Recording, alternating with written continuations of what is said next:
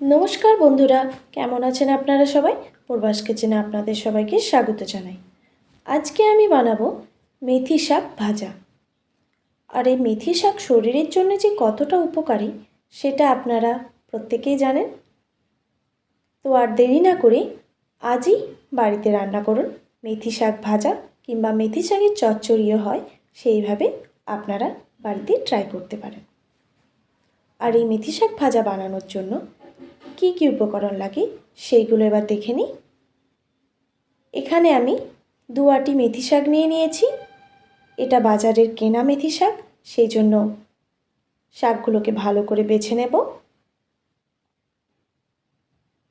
এই রকম আমি শুধু ডগাটা নিয়ে নিচ্ছি মেথি শাকের, আর গোড়ার দিকটা ফেলে দিচ্ছি।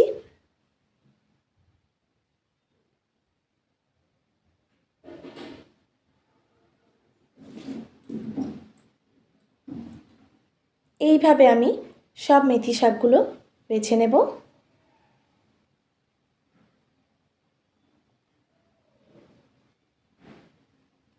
মেথি শাকগুলো বাছা হয়ে গেছে। এবার ছোট ছোট টুকরো করে কেটে নেব শাকগুলো বটিতে করে। শাকগুলো কাটা হয়ে গেছে, এবার ভালো করে ধুয়ে নেব।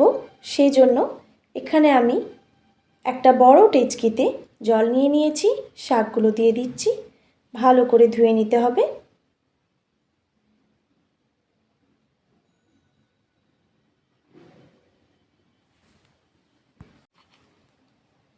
ধোয়া হয়ে গেছে, এবার আমি ছেঁকে নেব।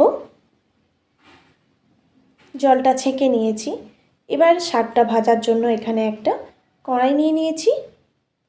কড়াইটা একটু গরম হয়ে গেলেই আমি 1 থেকে 2 টেবিল চামচের মতো সর্ষের তেল দিয়ে দিচ্ছি।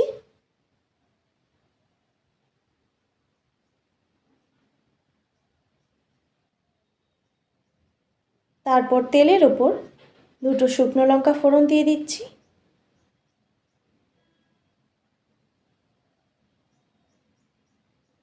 তারপর হাফ টেবিল চামচের মতো কালো সর্ষে ফোড়ন দিয়ে দিলাম।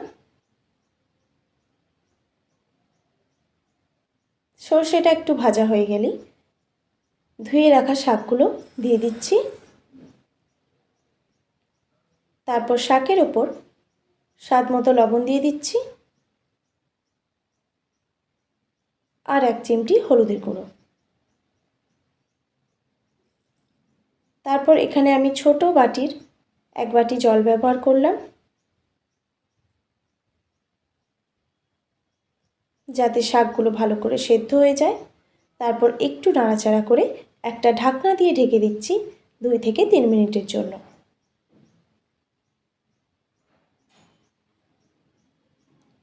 2-3 মিনিট পর ঢাকনাটা সরিয়ে দিচ্ছি।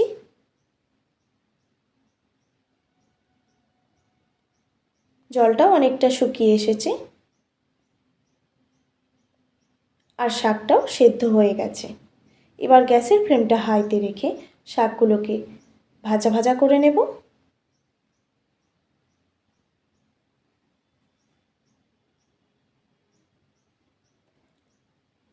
দেখুন বন্ধুরা, শাকগুলো একদম ভাজা হয়ে গেছে। এবার নামিয়ে নিলেই রেডি মেথি শাক ভাজা। এবার গরম গরম ভাতের সঙ্গে পরিবেশন করুন। আর আমার ভিডিও যদি আপনাদের ভালো লেগে থাকে তাহলে অবশ্যই like, comment, share and subscribe করে দেবেন। ভালো থাকবেন, সুস্থ থাকবেন। দেখা হচ্ছে নতুন কোনো রেসিপি নিয়ে। আজকের মতো টাটা। ধন্যবাদ সবাইকে।